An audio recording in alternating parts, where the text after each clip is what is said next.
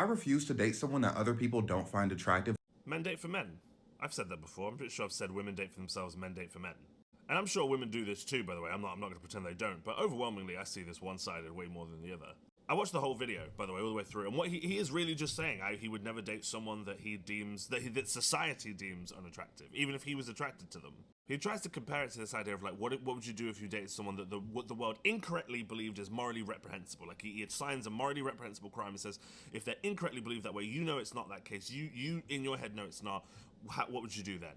These two aren't the same question for many different reasons. If the world thinks your partner is morally reprehensible in this specific way, that affects their ability to work, their safety, their whole life. If the world simply thinks your partner is unattractive, okay, sure, it'll be a bruise to their ego, and there will be things that will change because of it. Life will probably be a little bit harder, but you can still get a mortgage, you can still get brunch, you can still live a relatively functional life. And even if the stakes were equivalent, like they're not, I still think you aim to stay with a person as long as you can when you know the truth of how you see them. I will give him this. I do believe he's right about a very specific moment in a person's life, because I don't know how old he is. I don't know if he's younger than me or not, but I really do hope he's young, because I believe a lot of men in particular do go through that phase. I believe a lot of women go through that phase too. But it's young and it's dumb and it's insecurity. That's what it is. It's desperately trying to impress an imaginary group of boys that aren't really watching you anyway. And then they grow out of it.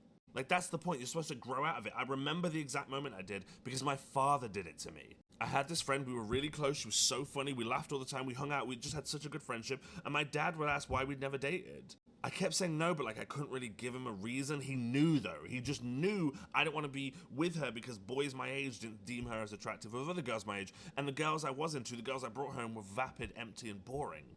But he gave me this look, which was basically just the sort of facial equivalent of him going, "You absolute child, you absolute moron." Like, he didn't wear glasses, but he looked like he looked down at me through them.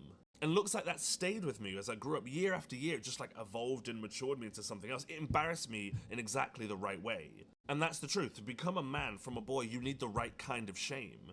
People also grow out of their own type too. Like, someone I know online who's really big online, like, called me about this and said she was really into this guy, but she's not into him. And I said, are you not attracted to him?